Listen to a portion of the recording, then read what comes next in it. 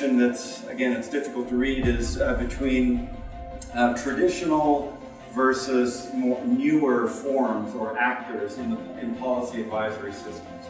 So traditional advisors would be deputy ministers, central agencies.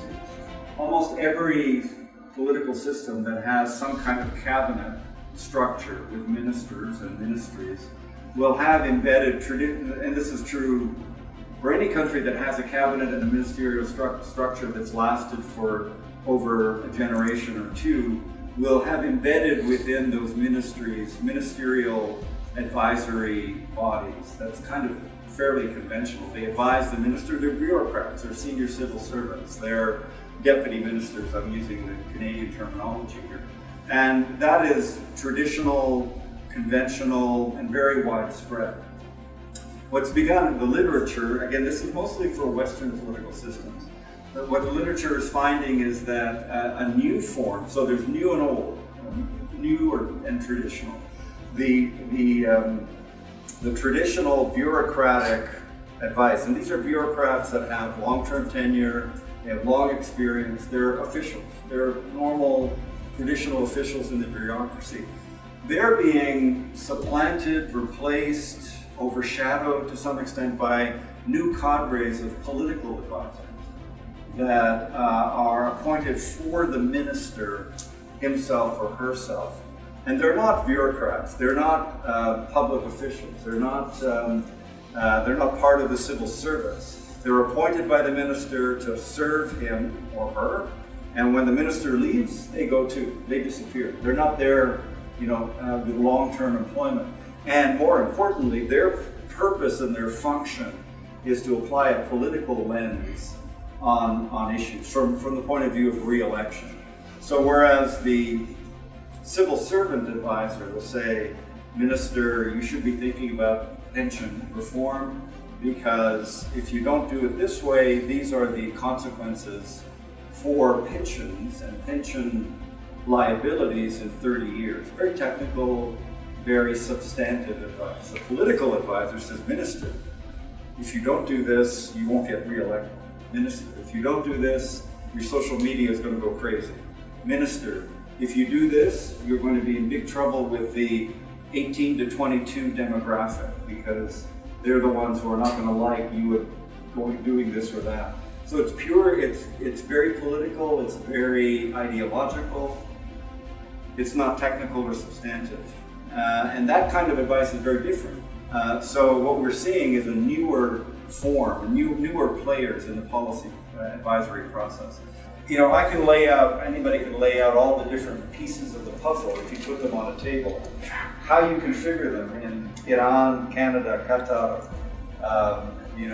Egypt, Morocco, the United States, Germany, is all going to be different depending on political conventions, political institutions, political traditions, and actors. And so that's the important thing. You can have this list, but then it's really important to think about how they operate and why the configurations will be different in one country from another. And then, of course, most importantly, what the implications or impact of that is. Dr. Said and I were talking last night, and he asked me, is Qatar more or less open to international policy advice than other countries?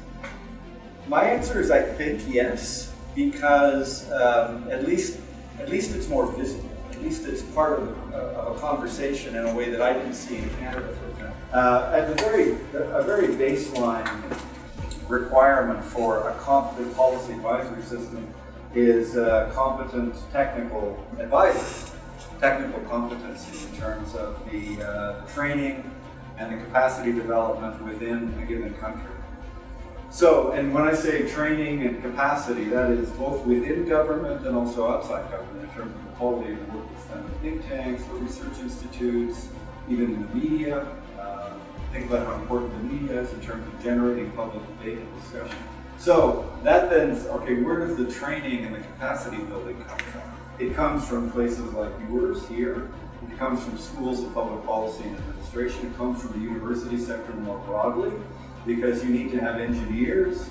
So every country needs to have some kind of, and there are ministries of immigration and labor that are also responsible for trying to shape the labor force. So you've got And employers are also thinking 5 years ahead, like the new technologies, self-driving cars or automated restaurants or something. Are we going to need the same people with the same skills? So you get all of these moving parts together. So a labor market information system as an advisory system is not something that any one entity can do. You need the higher educational institutions engaged, you need research institutes who are doing long-term demographic analysis, immigration, international labor markets, upcoming technologies, the nature of the economy. Then you need to talk to the business people because they know exactly what they need today and tomorrow. And you need to think about the labor, connect with the labor. So we came up with a proposal for a human capital, kind of national consultation to bring, again, it's a small country, but it's one city basically, but to bring the ministry, the private sector, the educational institutions, and they've never done this. They have never, this goes on routinely in Sweden, Norway, Finland, Scandinavian countries, and most other countries have some mechanism, but Qatar doesn't have anything like that. So the ministries are doing things that's unconnected to the universities, that are unconnected to the businesses.